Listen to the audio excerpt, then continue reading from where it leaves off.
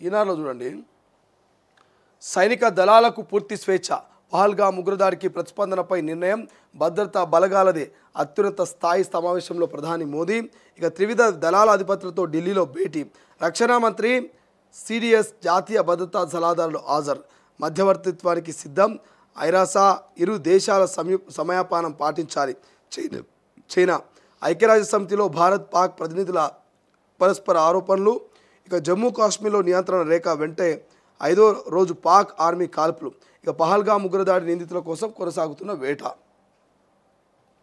ఢిల్లీ, పహల్గామ్ ఉగ్రదాడికి ప్రతీకారం తీర్చుకునేందుకు భారత్ సిద్ధమవుతోందా? ఆ మేరకు సైనిక దళాల్ని సన్నద్ధం చేస్తుందా? ముష్కర ముఖాలపై ఎప్పుడు ఎలా చర్యలు తీసుకోవాలో నిర్ణయించుకునే స్వేచ్ఛను సైన్యానికి ఇవ్వడం, అత్యున్నత స్థాయిలో వరుసగా పలు కీలక భేటీలు నిర్వహించడం ఈ విషయాన్ని స్పష్టం చేస్తున్నాయి. ఉగ్రవాదాన్ని మట్టి కురిపించాలన్నది జాతీయ సంకల్పమని, దీనిని నెరవేర్చేందుకు దృఢ నిశ్చయంతో ఉన్నట్టుగా మంగళవారం ఢిల్లీలోని తన నివాసంలో జరిగిన అత్యున్నత స్థాయి సమావేశంలో ప్రధాని మోదీ పునరుద్ధరించారు. అంతకుముందు సైనిక ఉన్నతాధికారులు పలు దఫాలుగా సమావేశమై వ్యూహాన్ని సమీక్షించారు. మరోవైపు సరిహద్దుల్లో పాకిస్తాన్ కవ్వింపు చర్యలను కొనసాగిస్తూనే ఉంది. వరుసగా 5వ రోజు ఇక నియంత్రణ రేఖ వెంట కాల్పులు జరపగా భారత సైన్యం గట్టిగా తిప్పికొట్టింది. భారత్ పాకిస్తాన్ మధ్య ఉద్రిక్తతలు పెరుగుతున్న నేపథ్యంలో వాటిని సడలింపజేయడానికి మధ్యవర్తిత్వం వహించేందుకు సిద్ధంగా ఉన్నట్లు ఐక్యరాజ్య సమితి ఐరాసా సెక్రటరీ జనరల్ గుడెరస్ వెల్లడించారు. ఇరు దేశాల సమయపానం పాటించాలంటూ చైనా సూచించింది. ఇక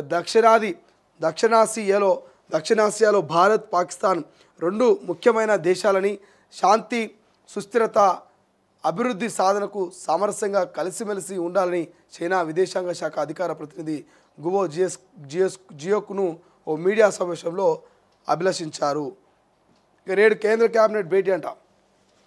కేంద్ర కేబినెట్ బుధవారం సమావేశం కానుంది. పహల్గామ్ ఉగ్రదాడి అనంతరం జరుగుతున్న తొలి భేటీ కావడం దీనికి ప్రాధాన్యత ఏర్పడింది. ఉదయం 11 గంటలకు ప్రారంభమయ్యే ఈ సమావేశానికి ప్రధాని మోదీ అధ్యక్షతన వహించున్నారు. గత వారం మంత్రిమండలి సమావేశం జరగలేదు. 23న భద్రతా బల వ్యవహారం కేబినెట్ కమిటీ సమావేశమై ఉగ్రదాడిని ఖండించి పలు కీలక నిర్ణయాలు తీసుకుందంటూ వార్త కనిపిస్తుంది. బట్ ఏదేమైనా ఎప్పుడైతే జమ్మూ కాశ్మీర్లో భారత టూరిస్టులపై టెర్రరిస్టులు దాడి చేసిరో ఆ రోజు నుంచి ఈ రోజు వరకు కూడా ప్రతి ఒక్క భారతీయుడి రక్తం మరుగుతున్నది. ఎప్పుడెప్పుడు పాకిస్తాన్ మీద యుద్ధం చేద్దామా, ఎప్పుడెప్పుడు పాకిస్తాన్ ఉగ్రవాదుల్ని మట్టు పెడదామా అన్నట్ట కోపం ప్రతి ఒక్క భారతీయుల్లో కనిపిస్తున్నది. సో దేనికైనా సమయం సందర్భం రావాలి. సందర్భం కనుక వస్తే, కాలం కలిసి వస్తే ఖచ్చితంగా మరి పాకిస్తాన్ ఉగ్రవాదుల్ని ఖరాఖండలుగా నరికే అవకాశం ఉంటుంది. వాళ్ళ బాడీలో బుల్లెట్ల వర్షం కురిపించి వాళ్ళ బాడీని మరి జల్లెడ మాదిరిగా మార్చే అవకాశం ఉంటుంది. సో దాని అన్నిటికీ కూడా సమయం సందర్భం రావాలి, అనుకూలమైనటువంటి పరిస్థితులు మనకు రావాలి. సో దానికోసమే భారత్ వెయిట్ చేస్తున్నట్టు తెలుస్తుంది. ప్రధానంగా మరి భారత్ సైన్యానికి మోదీ ఇటు రక్షణ శాఖ మంత్రి రాజ్నాథ్ సింగ్ ఫుల్ పవర్స్ ఇచ్చారు. మీకు ఫ్రీడమ్ ఇస్తున్నాం, మీ ఇష్టం, మీరు ఎట్లా దాడి చేస్తారో, ఎట్లా చర్యకు ప్రతిచర్య మరి 25 మంది భారతీయుల్ని పొట్టన పెట్టుకున్న ఉగ్రవాదుల్ని ఎట్లా ఏరి పారేస్తారో, ఎట్లా దొరకబడతారో అని ఫుల్ యాక్సెస్ ఇచ్చేసింది మన ఇండియన్ ఆర్మీకి మోదీ ప్రభుత్వం. మరి మనోళ్ళని కంట్రోల్లో పెడితేనే కంట్రోల్ ఉండదు మన ఇండియన్ ఆర్మీ. మీరు కంట్రోల్లో ఉండండి అంటేనే మనోళ్ళు ఇండియన్ ఆర్మీ వాళ్ళు ఎప్పుడెప్పుడా పాకిస్తాన్ మీద యుద్ధం చేద్దాం, ఎప్పుడెప్పుడు ఉగ్రవాదుల్ని మట్టు పెడదామని కంట్రోల్ చేసినా మరి మనోళ్ళు కంట్రోల్లో ఉండరు. అంత ఆవేశంతో ఉన్నటువంటి ఇండియన్ ఆర్మీ ఇప్పుడు ఫ్రీడమ్ ఇచ్చేసేసరికి ఇంకా పగతో రగిలిపోతున్నది ఇండియన్ ఆర్మీ. రక్తం మరుగుతున్నది ఇండియన్ ఆర్మీకి. ఎప్పుడు దొరుకుతారు ఆ ఉగ్రవాదులు, ఎప్పుడు తూట్లు మరి బాడీలో బుల్లెట్లు దించబడినటువంటి కోపంతో మన ఆర్మీ ఉన్నట్టు తెలుస్తుంది. సో ఎవరైతే టూరిస్టుల పైన దాడి చేసిన టెర్రరిస్టులలో వాళ్ళ కోసం వేట మొదలుపెట్టిరు. ఇప్పటికే పాకిస్తాన్ ఆర్మీ వాళ్ళకి సహకరించి వాళ్ళని కొంత బంకర్లలో దాచిపెట్టిందనే సమాచారం మేరకు మన ఇండియన్ ఆర్మీ అలర్ట్ అయింది. ఓవైపు ఏదైతే బేస్ క్యాంప్ కావచ్చు, అదేవిధంగా అక్కడటువంటి ఢిల్లీలో ఉన్నటువంటి తన నివాసాల్లో జరిగినటువంటి అత్యున్నత స్థాయి సమావేశంలో ప్రధాని మోదీ పునరుద్ఘాటించారు. అంతకుముందు సైనిక ఉన్నతాధికారులు కూడా పలు దఫాల సమావేశమై వ్యూహాన్ని సమీక్షించడం తెలుస్తుందట. ఎటువంటి వ్యూహాలు పన్నాలి, ఎక్కడి నుంచి దాడి చేయాలి, ఎట్లాంటి ఆయుధాలని సిద్ధం చేసుకోవాలి. మరి ఎక్కడ వాళ్ళ ఐడెంటిఫైని మనం కనుక్కోవాలని అనేక రకాలుగా వ్యూహాలు పడతా ఉంటే ఇక ఐరాస ప్రధానంగా మధ్యవర్తం వహించే ప్రయత్నం చేస్తుందట.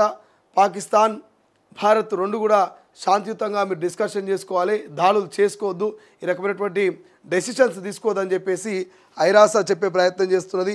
అదేవిధంగా మరి చైనా చెప్పే ప్రయత్నం చేస్తున్నది. అయినప్పటికీ కూడా దెబ్బ ఎవరు తగులుతుందో నొప్పి ఆడికే తెలుస్తుంది. సో 25 మంది భారతీయులు చనిపోయినటువంటి బాధ మనకుంది, కానీ చైనాకేముంది? చైనా ఎంతసేపు మీరందరూ కలిసి ఉండాలి మెలిసి ఉండాలి అంటున్నది. కానీ పాకిస్తాన్ మనం కలిసి ఉన్నా మెలిసున్నా ఊరుకోవట్లేదే. మన మంచితనాన్ని ఆసరాగా చేసుకొని మన భారతీయుల మీద దాడి చేస్తే మనం ఊరుకుంటామా? సో చర్యకు ప్రతిచర్య ఉండాల్సిందని ఇక ఇండియన్ ఆర్మీ అయితే రంగంలోకి దిగింది.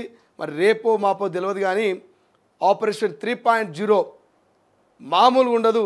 బుల్లెట్ల వర్షం కురవాలే పాకిస్తాన్ మీద, ఉగ్రవాదులు ఎక్కడికక్కడ నేల కొరగాలనేటువంటి టార్గెట్ మరి మొదలైంది. కాబట్టి సో చూద్దాం ఏం జరుగుతుంది.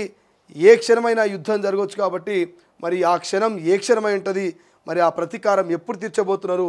మరి టూరిస్టులు అయినటువంటి భారతీయుల ఆత్మశాంతి జరగాలంటే, వాళ్ళకు నిజంగా మనం నివాళులర్పించాలంటే మాత్రం మరి వాళ్ళ ప్రాణాలు తీసిన టెర్రరిస్టుల ప్రాణాలు తీస్తే కానీ వాళ్ళ ఆత్మకు శాంతి కలగదు. రైట్, ఇదే ఆలోచనలో భారతీయులంతా ఉన్నట్టు తెలుస్తూ ఉంది. ఒక్కసారి ఆంధ్రజ్యోతిలో చూస్తే